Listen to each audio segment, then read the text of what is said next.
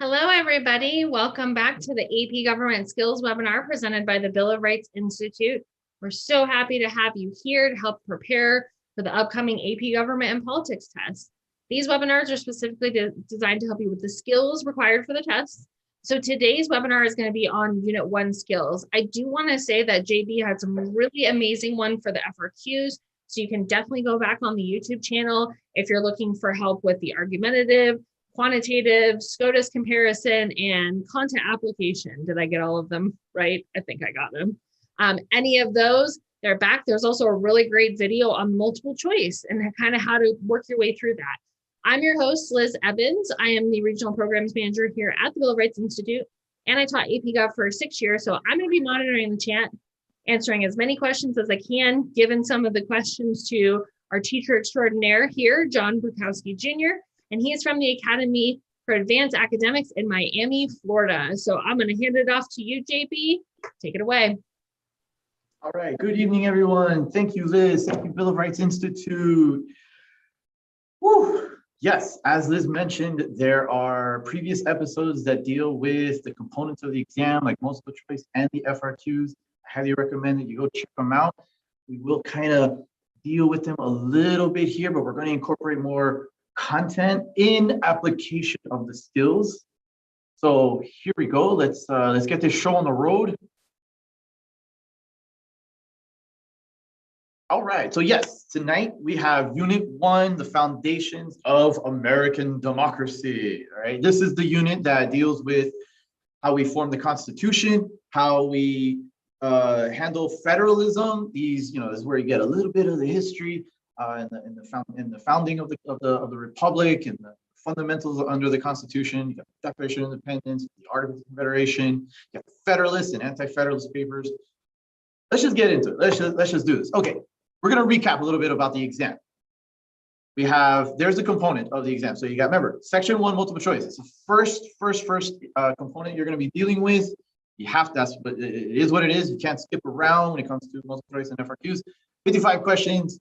80 minutes, right? It's half of your score. Then take that little 10-minute break, go right back into the exam for the FRQs, the free response questions. You got 4 of them. You got a total of 100 minutes to deal with them. And you have concept application, quantitative analysis, SCOTUS comparison, and the argument essay, the big one. Even though you see different amount of points, even though you see different times relative, you see 20, 20, 20, then 40.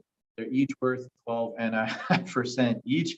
Don't get me started on the math on that one, talk to College Board, but I also want to bring up the 2021 exam. There are going to be 2 versions given, paper exam and the digital exams, if you opt for the digital exam. Don't worry too much about the format. It is the same as the paper exam in regards to the components, Section 1 and Section 2. However, let's get a little bit review of multiple choice. Just remember, please watch the multiple choice episodes to get the deeper strategies on this. Remember, it's always choose the best answer, use process of elimination, make sure you answer every question. Now, when it comes to the multiple choice section of the digital exam, please be mindful to understand that there is no skip and return. You cannot skip a question and then go back to it. They won't let you do it. It is what it is. So remember, answer every question. Don't leave anything blank. Right? Take your best educated guess. Don't try to keep too much time on one particular question. But even if you're stumped, even if it's just like, I can't deal with this question, just put some answer. All right. Put your best educated guess. For the FRQs on the digital exam, same deal. Cannot skip around between the FRQs. When you get to an FRQ, you can skip around the parts. I don't recommend doing that. I recommend doing them in order, A, then B, then C. But you cannot skip. You can't skip and return. You can't decide, I don't want to deal with the concept application. I want to go to quantitative analysis. I'll skip this. You skip concept application, it's over. You get no points for that because you skipped it. It is what it is on that one. So just be mindful of this. There's what the format should look like, as you see on the screen there. They've actually released a digital app. Hopefully your teachers, or you got it in your emails, a digital app today to help practice. They're rolling out the practice questions, so be patient. They should all be there by April 12th. But I just want to remind you that if you're taking the digital exam, they now have rolled out the app to download so you can start practicing for that part of the exam. All right, here's a recap. Do this real quick, okay? Multiple choice. There are types of questions: quantitative analysis, text-based analysis, visual source analysis, and individual multiple choice questions, meaning no stimulants, just straight up knowledge-based questions. This is the exam breakdown. I don't buy into too many of the exam weights. I don't want you to really use that as a way to coordinate your review. It's just a matter of what will be covered, and it's all relative anyway. But as you can see, our focus today is Unit 1, and it says that that's about 15 to 22%. Okay. So what? Now, resources. Resources, very, very key. The Bibles. Don't forget the two major Bibles in our course to help you prepare for this exam, especially when it comes to the content. Go to the course and exam description, the CED. Click that, and it'll take you right to where College Board expects you to know and understand for the day of the exam. And of course, the real super duper Bible is the United States Constitution itself. It is a foundational document. It is basically the source of the course of American government. Know it, learn it, understand it, live it, love it, everything. Gotta know. Those are the two things that'll get you that content source. All right. There are required foundational documents. Let's actually check some of those out real quick, especially the first couple. So you have Federalist number 10, Brutus number 1, and Declaration of Independence. We'll actually hit these today. But notice the big ideas here. A balance between governmental power and individual rights has been a hallmark of American political development. You can click on these. They'll get a little bit more into in the content of the CED, and we'll look at those today. We'll also get into the Constitution and the Art of Confederation. So you see the big idea here. The Constitution emerged from the debate about the weaknesses in the Art of Confederation as a blueprint for limited government. Those big ideas are key. Those are topics. Those could be topic sentences. Those could be helpful in developing your argument. So be mindful of this. This you can find in the CED itself, but you can click this link and get straight just to the required foundational documents. You see that there are more. We'll also look more in the Constitution. See the Constitutions and different big ideas. Notice that. And we'll also look at Federalist number 51 a bit. And you notice that there's more. We'll cover those in other episodes and other units. But there you go. There's that resource. I also have my website, and the Bill of Rights Institute has a website regarding more of those foundational documents. You can get more main ideas, more insights. Okay. Let's dive more into it. And the Supreme Court cases, the required Supreme Court cases. There are 15. Again, the course and exam description will list those for you. Let's check them out. There they are. All right, we're looking at McCulloch v. Maryland and United States v. Lopez. We covered these in a previous episode. We'll look at them again because we're going to have to deal with federalism, because as you see in the big idea here, federalism reflects the dynamic distribution of power between national and state governments. Well, you got to understand that. And McCulloch v. Maryland, United States v. Lopez will reflect that. You always want to be mindful of the clauses. So you see here like supremacy with McCulloch v. Maryland. We'll get there. And then of course, US v. Lopez, the Commerce Clause. Very important to note, especially when you do your FRQs, especially for SCOTUS, the clauses that are involved in these Supreme Court cases. We're really going to be focusing on these two tonight, but you notice that here are the rest of the Supreme Court cases. All right. If you click these links, these will give you more video reviews of the cases, give you better insights, again, more background, facts of the case, reasonings. My page, and of course, the Bill of Rights Institute also has a page on that. And I have to always remind that there is an angel of an AP government teacher out there that took all of the specific factual information, the evidence, the terms, the vocabulary, the concepts. Look at all from the CED. And the CED is what College Board expects you to know and understand for the day of the exam. And when I say that in the sense that the questions are going, they may not give you a description of the term. They may just outright put it out there, just the word. So you're all like, well, what is that? You're like, well, no, you should know. You should know. I hope you read the CED. I hope this was taught because this was expected, because it states it right in the CED. But this wonderful angel of a teacher took all those concepts, all those vocabulary terms that are listed, did it by unit, and is listed there. So that's a great way to review, go through the terms, define them. Fantastic way to go about. All right. To recap, our disciplinary practices, the skills involved. You're going to be doing this in the multiple choice and in the FRQs. I would say with the exception that practice 5 argumentation is not going to happen in the multiple choice. It's going to happen in the argumentative essay. But all these other practices will be assessed in the multiple choice and the FRQs. The key here is all of this down here, right? All these little, 1A, 2A, 3A, and 1B, 2B, all that. These are your skills.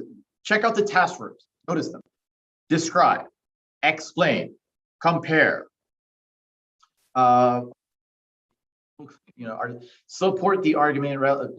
But the key task verbs that I always see commonly are describe and explain. We're going to look at more words, but go over this. And we're going to apply these skills tonight in regards to the content of Unit 1, especially with describe and explain for sure.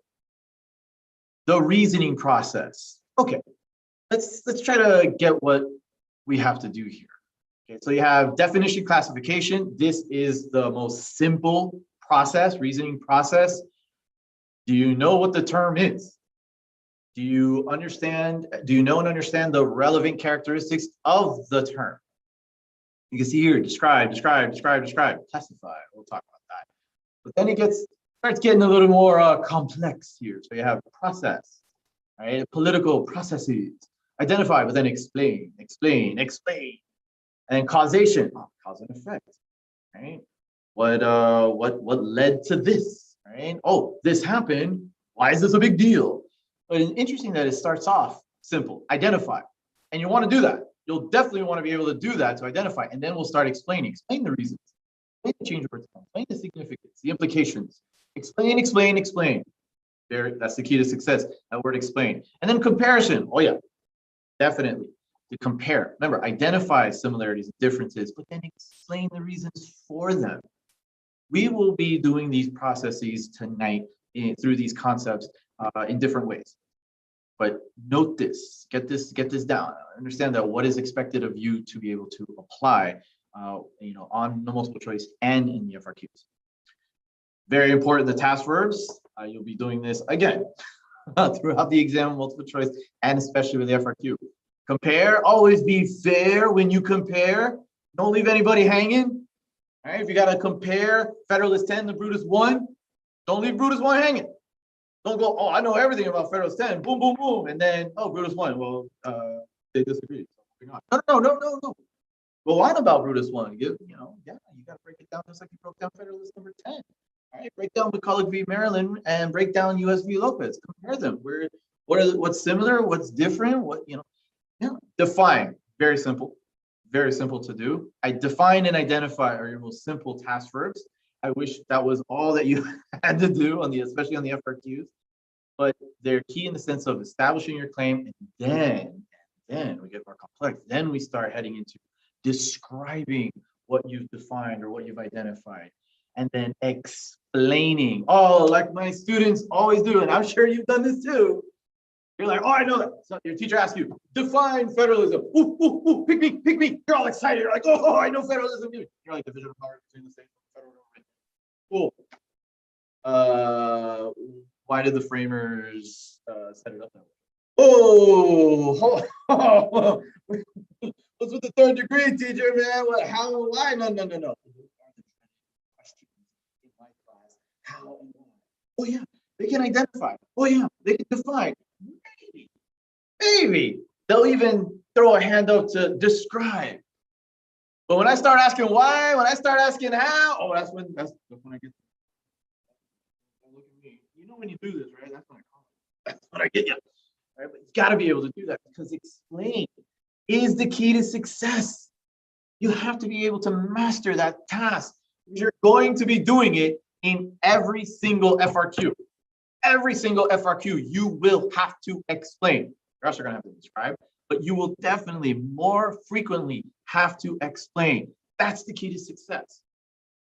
Develop an argument is for your thesis and argumentative essay, and draw a conclusion is pretty exclusive to the quantitative analysis. Please watch those episodes so you have a better understanding. I'm throwing this in here because as we start processing the content for Unit 1, especially when you do the FRQ, this is a key writing strategy about structure in the sense of, all right, when you start supporting your argument, when you identify a claim that is answering the task, answering the question, no matter what FRQ it is, right? Ace it. You ace it. Get that A, that one sentence to identify the claim. All right, it's going to be about federalism. I was like, all right, let's cite it. C, what is that? So start describing or defining federalism. And then E, that's the key. Again, E is like, explain, that's the expand. I know it says expand and it's like, oh, explain how the claim responds to the question. And you're closing the loop. You're explaining. You're saying why or how, what you claim, and the relevant characteristics that you describe, how it answers the question. And not only in answering the question, but also in supporting your argument. So it's key that you master this strategy for success. And even for the multiple choice, kind of go through like, all right, this, and then describing it. Let's get going. Let's do this. Let's start it. So what I've done is that I've actually arranged the concepts of Unit 1 through the topics identified in the course and exam description of Unit 1. So you see your topic 1.1, they call it the ideals of democracy. So what are we talking, what do we mean by the ideals of democracy? All right, they actually cite the Declaration of Independence. This is a foundational document. You'll notice on the left are the content, and you'll notice on the right, the task verbs. And that's pretty much going to be the structure of each of these topics as we approach it tonight. So let's kind of start with the skills first. Let's see. So what we can do here, what we can do. So just understand that, JB, just to clarify, is that what we have to do on the exam for these particular topics? Not necessarily. We're just kind of practicing. We're applying. You could do this on the exam. You may have to on the multiple choice for the FRQs. It's just we're just kind of demonstrating, right? That you may have to compare some of these topics here in this, for ideals of democracy. You may. We will address this. I just want to make sure we clarify that this doesn't mean that those are exactly the tasks associated with these particular topics.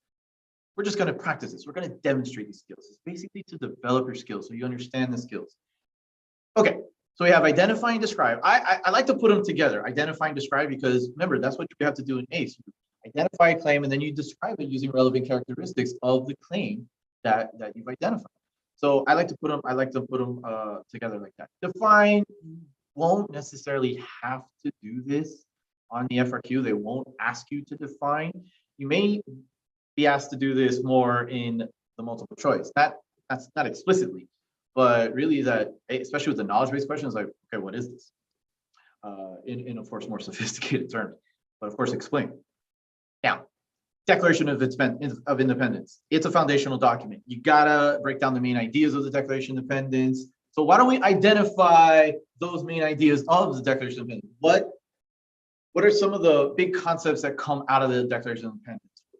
Especially when you've learned about it, your teacher brought it up.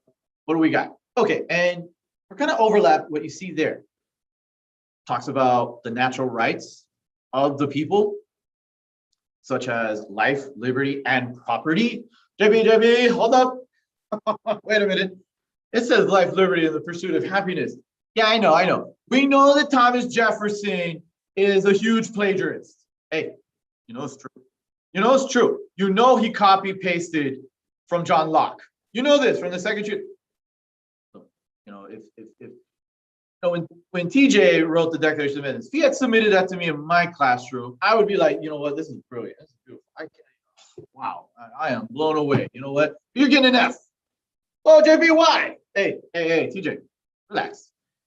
I read this before. Second Treatise of Government. Give me a break. What? You didn't think I was going to notice you changing property to the pursuit of happiness? Give me a break, bro. What'd you do? What'd you use? Grammarly? Get out of here. All right. Yeah, it was a big copy paste, but that's just inspiration. That's what we'll call it, right? That's what we'll call it. It's not copy paste. It's not plagiarism. It's inspiration. Sure. But yes, we can identify the natural rights of life, liberty, and property. We're endowed with this. So we're born with, and they can't be taken away. They just can't. Right? What else do we have? All right, we have popular sovereignty in the sense of consent of the governed. Consent of the governed. You know, this is where we start overlapping and say like social contract, but like in the second treatise of government by John Locke, the idea that we're entering into this relationship with the government and the people, and we did it because the people consented to that. It's all based on the people.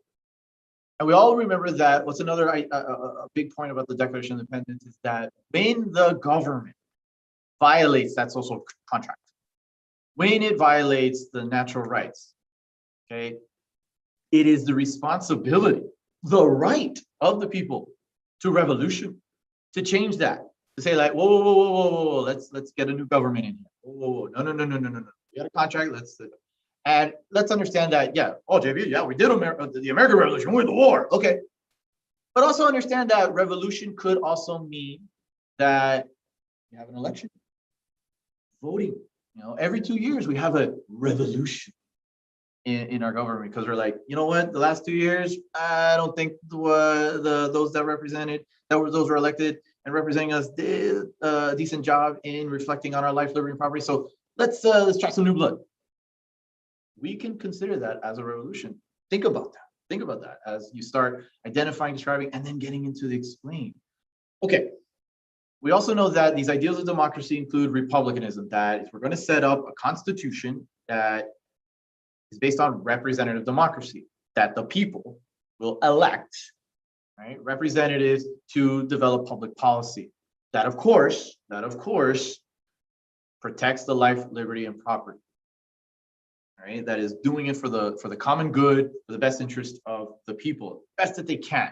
Right? And also under republicanism, the idea of civic virtues, that we are engaged in this society. We're trying to understand our responsibilities to the government, to society, to each other, to oneself, and that we practice that in this American Republic. And then, of course, you have social contract, which, of course, we are understanding that. But that social contract, like the Constitution, in a sense, establishes a limited government, meaning, hey, government, we're giving you power, but you got some limits. You got to keep within those limits. Okay, there's only so much you can do.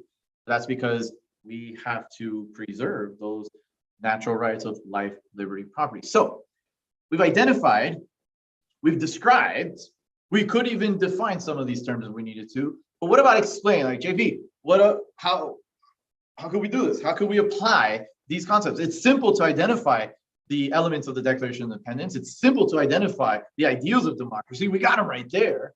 Okay. So how could the exam come at you? How does the Constitution reflect these ideals of democracy? Aha. How does the Constitution reflect or protect or ensure, right, these ideals of democracy? Okay, so you have a representative democracy. Let's take one. Oh, representative democracy. We've identified something. Okay, what is that? Oh, that's when the people elect representatives from their districts, from their state, electors to choose the president every 2 years, and that they are the public policy makers to make laws for the benefit of the people. Cool. Just identified and just described. How does that reflect? Well, it's directly elected by the people. The House of Representatives is directly elected by the people. The Senate originally chosen by the state legislatures, who themselves are elected by the people. And you can start kind of explaining how this reflects the popular sovereignty. This reflects the will of the people. That one institution is directly elected by them, another institution is indirectly elected, but again, coming at it from a more common good. And you get the Electoral College, which of course the people choose the electors who then choose the president. There, that's how we can answer that question and how we can start applying the skills and see how we aced it. Okay, so it's not just as simple as like knowing it, it's also understanding it and of course applying it. And that how and that why, those are going to be the key. Okay, let's move on. Topic 1.2. The types of democracy or the models of democracy. And if you go back to episode 5, we deal with the argumentative essay, and the argumentative essay actually list these types of democracies, these models of democracy, and how they, in regards to the intent of the framers. So if you want to go check that one out, yeah, that'll help give you a little bit more insight. But really quickly, more for efficiency, this actually is a screenshot from the CED. And notice that they list the models of democracy that they expect you to know. Participatory democracy, and they give you a little brief description. Very, very brief, very, very brief. You know there's more to this. Emphasizes broad participation in politics. You know, we're talking about the people. That's what we're really talking about. Participatory democracy is the people are not necessarily directly electing in every sense, or it's not a direct democracy, but that they are directly involved. Their will is primary. Then you get pluralist democracy, group-based activism, non-governmental interests, interest groups. You can't even get into political parties, but really it's those factions. Something else? Okay. All right. For impact on political decision making. Then you have elite democracy, limited participation in politics. Yeah, it is limited. Yeah. What do you mean? What do you mean by that, JV? So elite democracy. So that's something we've identified. We can define this. We can define each of these terms. But now let's start describing more of that. Let's get some relevant characteristics. So we kind of did that with participatory and pluralist. Let's look at elite. What could this be? They're talking about the very educated, the experts, the wealthy, all right? And these could be and or, right, in regards to these descriptions. But also, you know, the Electoral College is an example of elite democracy. The people choose the electors, but it's the electors that choose the president who's going to be running the executive department. So why though?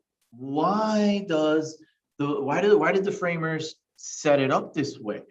How does the Constitution reflect? Again, we go back. How does the Constitution reflect participatory democracy? How does it reflect pluralist democracy? How does it reflect elite democracy? Again, we're trying to explain, we're trying to do that how and the why. Why did the framers set up the Constitution to reflect these models of democracy? We can get a little argumentative here and say that, again, like we did in episode 5, what was their intent? What do you think, what's your claim that best reflects the framers' intent? Was it participatory? Was it pluralist? Was it elite? And some people can make an argument for either or. And when they do that, they should compare. You want to compare, say, participatory. Where would you see that? Oh, that's where you find more of that in local and state government levels. But elite democracy and perhaps even pluralist democracy, that's where you see it at the federal level. That's where you see it with that large republic. I keep saying these key terms. Why do I keep doing it? Because and again, in episode 5, we in that argument essay, you have foundational documents that you must use. And in that essay is the list of Federalist 10, Brutus I, and the United States Constitution. Let's take the opportunity to address Federalist 10 and Brutus I in relation to these models of democracy. Notice the tasks, notice the skills over here. Identify, describe. All right, we can describe Federalist 10. We can describe Brutus I. We're not going to do that right now because I want to do that in just a second. But I do want to get into the idea of classifying. I want to get into classifying the models of democracy in how they best reflect, say, the main ideas of Federalist 10, Brutus I. And you see, I kind of did that. Whether you agree with it or not, all right, we can say that, check out the essential knowledge here. Different aspects of the United States Constitution, as well as the debate between Federalist number 10 and Brutus I, reflect the tension between the broad participatory model and the more filtered participation of the pluralist and elite models. So going back to Federalist 10 and Brutus I, we can argue, we can classify really that the pluralist model and the elitist model reflect Federalist 10 ideals. Now remember, we're kind of getting away from the mob rule, we're getting away from the factions, and that large republic helps to facilitate that. But in Brutus I, it's all like, no, we want government to be close to the people. We want the people to have more of a say, and that's where you reflect more of that participatory model. And so, as you can see, we've classified, We've described some elements. We're comparing the two foundational documents. We're also, in a sense, we're comparing these three models of democracy. And then we can say, we can explain why or how Federalist 10 and Brutus I reflect these models of democracy. All right. Real quick, when it comes to pluralist democracy, they're talking about is all these interest groups. You know, there's different factions in society, in our American political system. People have interests and they share interests with others. And so they realize that, hey, let's form a group, let's form some kind of, you know, some organization, some, you know, assemble. And through our numbers, we can maybe convince others to join us, to support our cause. Maybe we can even use our resources, pool our resources, which could be more people, which could be our wealth, all right, our prestige, our expertise. And maybe we can use that to convince representatives in government at each level to pass laws, pass policies that achieve our goals, that protect our interests more.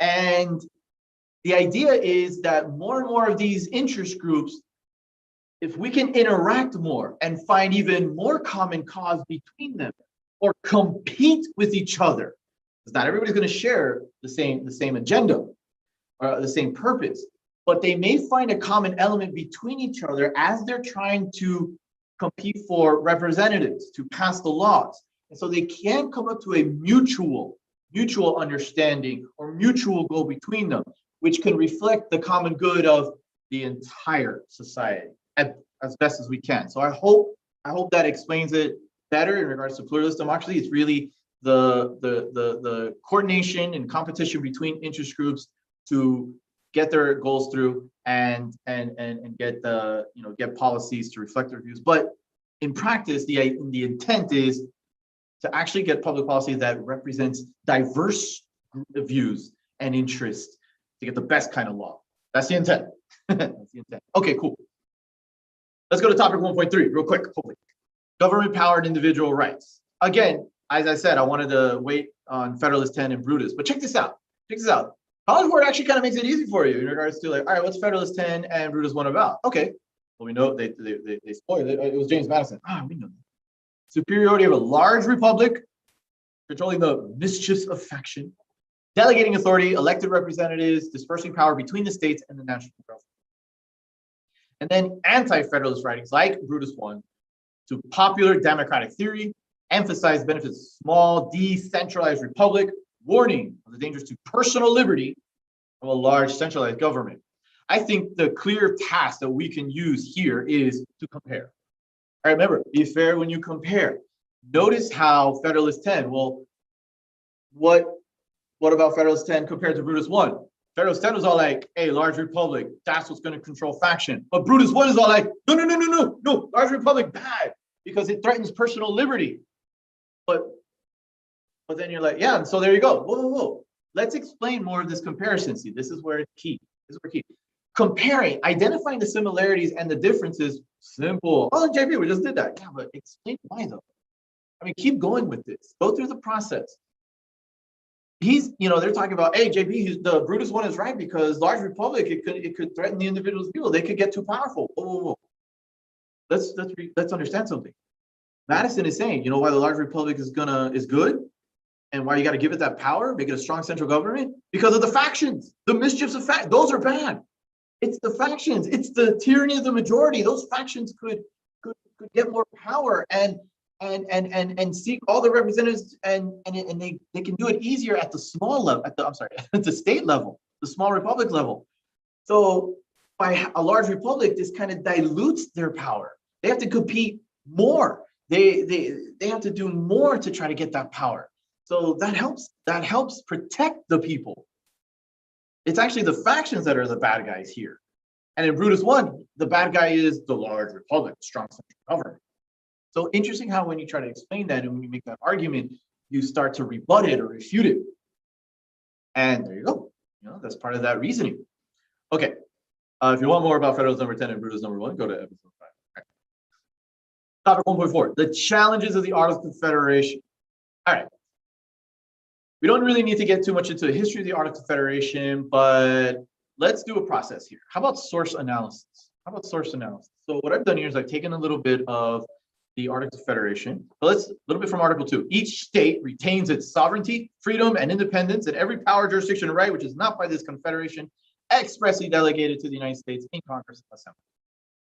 Each state, sovereignty, right? It's power, freedom, independence.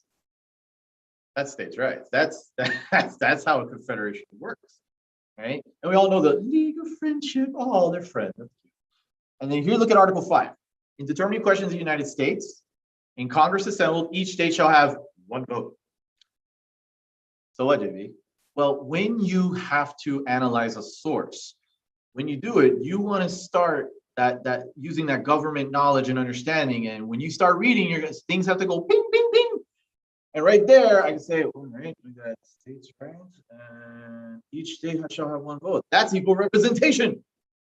Aha, equal representation. No matter the size, no matter how many people they have living there, it doesn't matter their wealth, their prestige, it doesn't matter. We're all at an equal level. And you know what you start doing? You start considering, is that good? Is that bad? Is that maybe why it did not work? Remember, it's the challenges of the Art of Confederation. So you get into causation here. So like, is it the fact that they gave states so much power that this confederation really was based on the states, that power originated from each of the several states, and that each state had equal representation? It didn't really matter their prestige and their wealth. Could that have been a major issue when it comes to the Art of Confederation? Why it eventually leads to the Constitution? Think about that. Think about that. Now, there are other reasons. The national government of the Art of Confederation did not have the power to tax. That means they couldn't generate revenue, and that caused a big problem. They could borrow. They had to borrow from the states, typically, and the states are all like, maybe not. So, and they couldn't regulate commerce. The national government couldn't regulate commerce. You have 13 states and they have different commerce relations. It's crazy. I wonder if that has something to do with why the Constitution came about. Hey, there you go. There's your causation. Art of Confederation, problems, weaknesses, challenges. There's Shays Rebellion, which really exposed it. And then what happened? That was the camel. I'm sorry, the straw that broke the camel's back. Boom, we got to have the Constitution. Okay. Speaking of, this is topic 1.5, the ratification of the U.S. Constitution. They expect you to know the Great Compromise, which we know it's a compromise between the Virginia Plan, big state plan, and the New Jersey Plan. Right? Why don't you recap what, again, compare. Big state plan, what, why is that? Why was that an issue? Think about it. Explain. Why was that an issue? Why would that work? Why is that better? The New Jersey Plan. That's a small state. Why is that? What are they thinking about? Equal representation. And then you compare it. Also, when you get into the Virginia New Jersey Plan, if you remember this, if you recall this, they had some similarities between them. They had some similarities. They did say, like, you know what? I think we need to give the national government more power. I think we need to have some other branches of government. The legislative is too supreme here. So they had some similarities, but there's still differences. Proportional representation, equal representation. How do we deal with that? The House and the Senate. Bingo. Aha. So Electoral College, again, argumentation. Why do I bring this up? Because there were arguments over this. Do we do it through the electoral system here, the electors? Do we do it through Congress? Does Congress choose the president? Does the state legislatures choose the president? Do we do it through a popular vote? And you may even get this question. You may get this question about, what about the Electoral College? We've been hearing calls for a national popular vote. Is that good? Is that a good idea? All right, would that reflect what the framers intended? Actually, some of the framers didn't. They wanted that. But think about that. Is the Electoral College necessary, or should we go to the popular vote? That's a potential argument, argumentative essay. So consider that. Start reasoning. Take a stand, though. Take a stand. Should we go with a popular vote? Yes. Why? Why? JB, you got me a why. Okay. What about the popular vote? The 3/5 clause in the importation of slaves, those are necessary for knowledge and understanding. You can get into the debates about that and how they reflect the proportional, and then how it kind of segues into equal protection. Okay.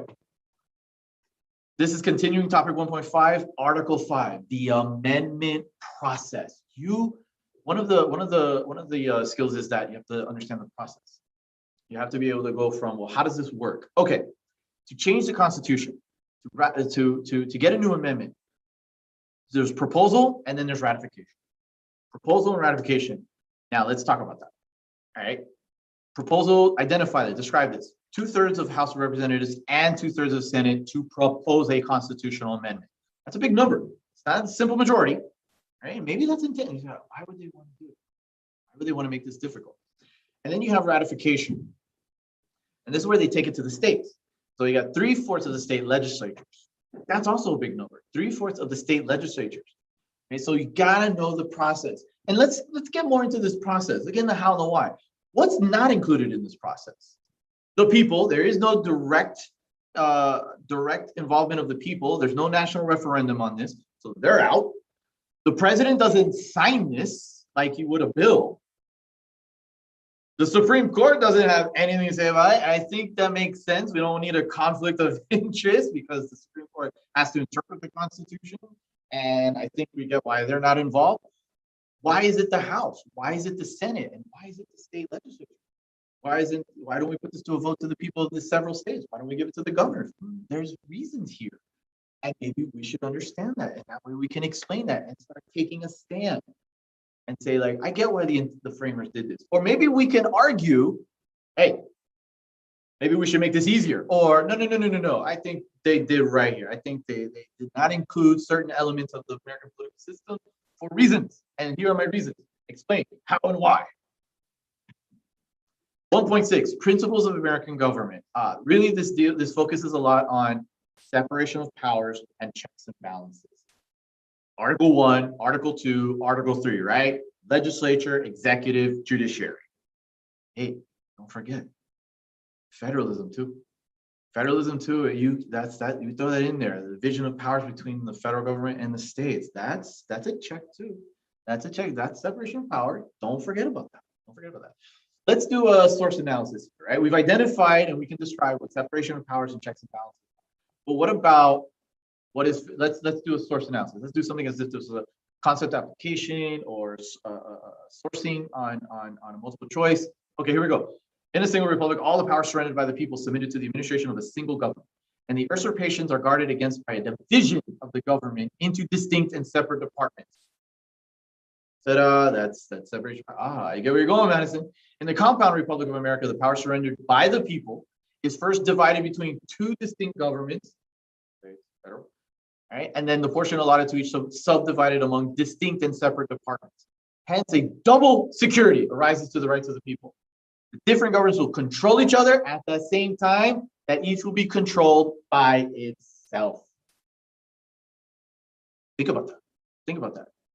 The big worry, right? Federalist 51 is arguing for what? The ratification of the Constitution, but it's a strong central government. And the anti-federalists are like, too much power.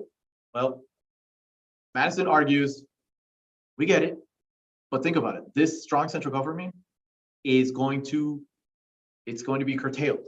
It's going to be limited. But how? We got the legislative branch, and even that is divided. That has separation of powers. The House and the Senate, they each have unique powers. Right?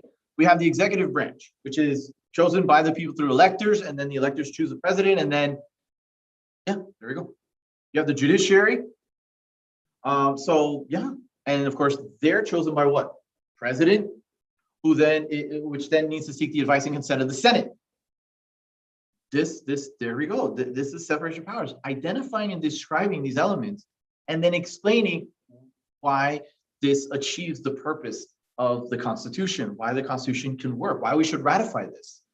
There's protections for the people. The Constitution starts with we the people. But what about the strong central government? What if there's too much power? But there's not. There are contingencies. There are contingencies, separation of powers and checks and balances.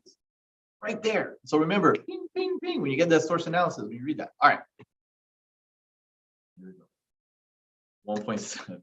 We're diving into federalism. So one. All of a sudden you had Constitution, Art of Confederation, ratification, all that. Then all of a sudden we just whoop right into federalism. That's what that is, right? Relationship between the states and the federal government, the division of powers between the federal government and the states. All right. United States Constitution especially establishes that, but let's get into more about this. Let's identify and describe. And if we want, you can define. There's enumerated powers. What are those? Those are the specific powers granted to the federal government that are exclusive to the federal government. And one big source would be Article 1, Section 8, especially for Congress. There are specific powers to the president, right? Concurrent powers, remember, shared, right? Like taxes. There's a state income tax, there's a federal income tax. There are state court systems, there are federal court systems. Those are shared powers. And then you have reserved powers, right? These are reserved to the states. Powers that are not they're denied to the federal government or not given to the federal government, then they are reserved to the states. Let's also throw in police powers. Police powers, maybe, what do you mean by that? Just in case. This means that the states, they're the ones responsible for making laws that protect the general welfare, the health and safety of the people there. Right? This is why there's speed limits. Okay, this is why there's business regulations. Right? These are where there's private regulations for the public interest. It is those police powers that the states have. Okay, so we're starting to see a description of this federalism, this relationship between the federal government and the states. Now let's get more into the money. Let's get into the money. And you notice the cakes? All right? Layer cake and then the marble cake. All right? So speaking of that money, how does, and this is expected you to know because they actually list these, categorical grants, block grants, these grants in aid. Categorical grants. Those are federal grants and aid given to the states, but with specific requirements, right? Like you need to spend it specifically on this policy or this initiative, all right? Gives more power to the federal government, right? Block grants, more broad discretion given to the states, right? Broad fields, broad policy areas. Here's federal funds for transportation. What should we spend it on? Anything to do with transportation? I'm asking all the questions, right? Revenue sharing is more about toward the states. Revenue sharing was basically the federal government handing out federal funds to states based on congressional apportionment. Whatever revenue that was generated to the federal government, they handed it back to the states, and based on those proportionalities. And the states pretty much had just full discretion on what to spend it on. But then they went through block grants. Now block grants really took over from there. So that block grants and revenue sharing really give more power to the states, more discretion to the states. Mandates. That's the federal government be like, you need to have speed limits. You need to have this. You need to have that. You got to make sure that you need to build ramps for public institutions based on the American Disabilities Act. The states are like, okay, all right, we'll do that. I guess we have to. And then it's like, can we have some money? And the federal government is like, no, those are unfunded mandates. You should have done that. It's all like, no. So there's issues with that. There are issues with that. So let's talk about argumentation here. What are the good and bad, or the positive and negative of federalism? You can make those arguments. You can start applying this. It's like, but remember, JP, why did you talk about this? Well, these concepts, right? This specific content can help you develop your argument. What's positive about federalism? All right, let me make the claim. It's more positive, but why? Why? Well, it's best for a large nation. We are a vast nation. We encompass so much land, and it's better that way. The federal government being housed in DC, to have to deal with something in Oregon. I mean, come on. It avoids concentration of power. Oh, yeah, decentralized power. Okay? You don't have power all in one place like in DC, right? It's decentralized. Find it. Here we go. It preserves state sovereignty. That's important. Especially to kind of sell that to the states to keep going with the system. And here's a great one. States are training and testing grounds, especially when you start using those grants, right? Those federal grants. All right, Louisiana, you want this grant? You want to test this little program that we got going on, this little policy area, this little experiment? They're like, yeah, okay, we'll do it. We use those states as a testing ground to kind of see, like, is this going to work? And then if it works, cool, let's start spreading it to other states. And if it doesn't work, all right, we'll try something else. So that's a great way to those positive ways. But then counterclaim. So if you took a positive angle. Now you got to do that alternate perspective. Yeah, but federalism may not be all that great, right? You got the limits of the Constitution. You might want to really pursue a policy area, but the Constitution says, look, I get what you're trying to do, man, but no, you can't, because limited government, you don't have that power. It's reserved to the states, okay, or it's exclusive to the federal government, things like that. Too many governments. Oh my God, how many permits do I need? So I need to do a federal permit, and I need to do a state permit, and I need, oh God, local, and there's so much. And this is where we get into the red tape. All right, duplication of powers. I mean, conflicts of authority.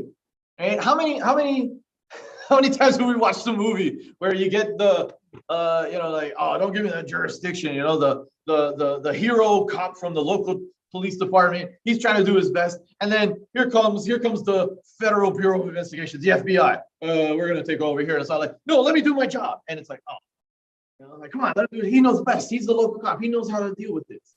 Right?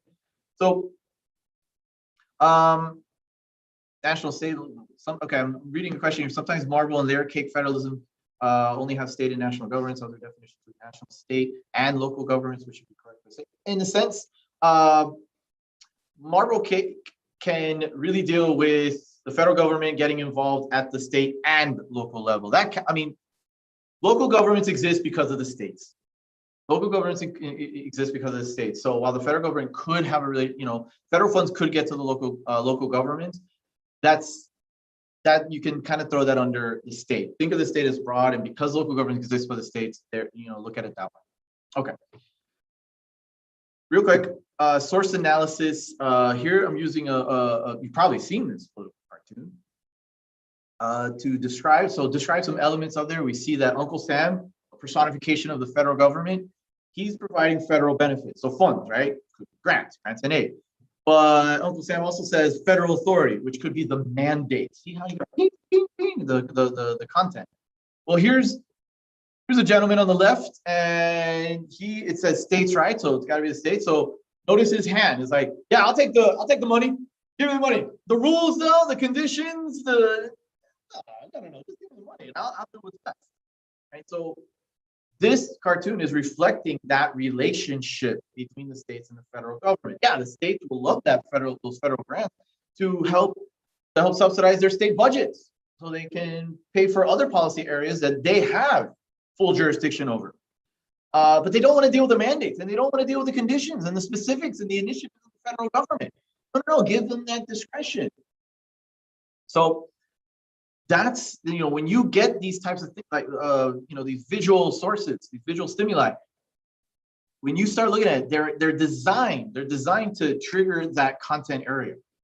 So bring that in, and then be able to explain perhaps why is the gentleman saying, I don't want the federal authority? What does this have to deal with? Of course, this is federalism. The states want to reserve their powers. They want to keep their jurisdiction, don't want the federal government to interfere and intervene and start assuming more and more influence and power over the states, which is pretty much what happened when you had dual federalism, cooperative federalism, competitive federalism.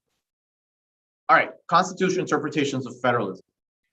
So we're identifying particular clauses and amendments from the Constitution. And I'm using compare, but with the SCOTUS comparison. So the necessary and proper clause, Article 1, Section 8, we've identified that as a power of the federal government. That's what Congress has. But necessary and proper has been interpreted so broadly. That was a scary part, by the way, that the anti-federalists had, that it could give the federal government more and more power over time relative to the states. We'll see that applied in certain cases. The Commerce Clause is another one. This gave the federal government in Article 1, Section 8, particularly the Congress, to regulate interstate commerce. But now we have to start asking ourselves, well, what is interstate commerce? What is incorporated under interstate commerce? And we've seen cases like that, like McCulloch, like in US v. Lopez, but Gibbons v. Ogden was a key one. Then we have the Supremacy Clause. All federal laws, everything federal government is the supreme law of the land. When the federal government comes in, that's it. Everybody's got to fall in line. And that Supremacy Clause is applied to the states. The federal institution, it is supreme. Right? The states can't try to get power to tax, power to destroy. Can't tax the bank, man. We'll get into that. The 10th Amendment, that's the states love that. Oh, give me, because it's about reserved powers. Anything not given to the federal government or not denied to the states is reserved to the states. They love that. The states love the 10th Amendment. And then you have the 14th Amendment, due process clause, right? Can't take away life, liberty, and property without due process. You got to apply that to the states now. States, hey, states, due process counts to you now. And equal protection. Threw that in there and say like, hey, states, got to do equal protection. The 14th Amendment has broadened the federal government's power relative to the states, because it's basically saying, the Constitution is now saying, states, you have to apply due process. You have to apply equal protection. So you can start comparing these. All right. One way that you can try to remember all this, okay? I did a little list here of certain concepts and certain specific factual information that it can be classified, categorized as, federal government power. Federal government is stronger, and some that are all, really about the state. So you kind of see here, there's Sir Mix-a-Lot, and so just so you can, maybe this will help you. Hopefully, like I like go, but I cannot lie. You several states can't deny. And so, what do we got? The Federalist Papers argued for the Constitution, government. There's necessary and proper clause, which we just discussed. There's the supremacy clause. There's the 14th Amendment. The McCulloch v. Maryland, which was a required case. Yes, that brought in the federal government's power relative to states through necessary and proper and the supremacy clause with the bank, categorical grants, and mandates. But what about, what helps the states, JB? Okay, so think about Meghan Trainor.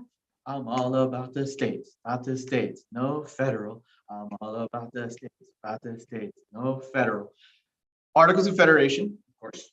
Brutus I, how he was like, oh no, we like the articles, let's keep that. Oh no, strong central government, no. 10th Amendment, which we just discussed. US v. Lopez, which limited the scope and power of the Commerce Clause. Block grants and revenue sharing, which we discussed earlier. So you can use this as a way to support your argument if you take a side between in these relationships between the federal government and states. These two cases, again, a SCOTUS comparison. McCulloch v. Maryland supports more about the federal government, more power to the federal government. They did it through the necessary and proper clause, supremacy clause. The bank, it was about the Bank of the United States, a federal institution. And so you would want to explain, well, how does this expand the federal government's power? Well, the necessary and proper clause said that, well, it's not explicitly granting the Congress the power to establish a bank. The bank is necessary and proper. It helps to facilitate other powers. Taxes. The bank is supposed to be responsible for taxes. Well, how do we facilitate that? Boom, the bank. So the Supreme Court said, yeah, that's legit. And it's a federal institution, and the state of Maryland cannot tax it. Power to tax, power to destroy. But then look at US v. Lopez, a required case. This, when it comes to federalism, it says, whoa, federal government, too far. You've used Commerce Clause to expand your scope and power too broadly here. And look at the description the College Board gives you. Cannot use the Commerce Clause to make possession of a gun in a school zone a federal crime.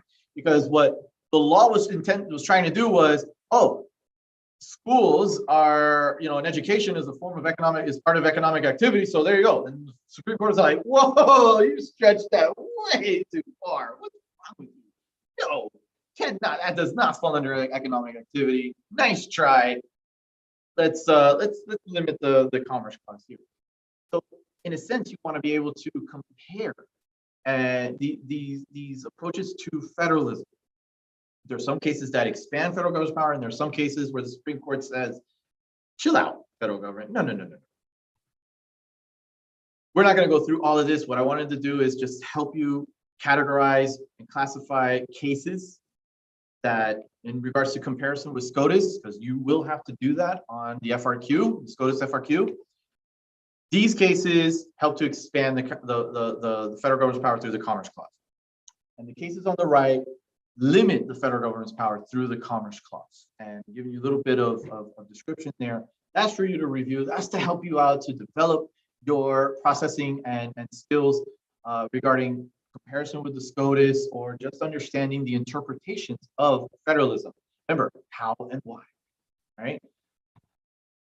Ladies and gentlemen, all across the world that are watching, thank you for your time. If you have a question, I'm here, but thanks. That was fun. All right, there it is. We're good. Yay!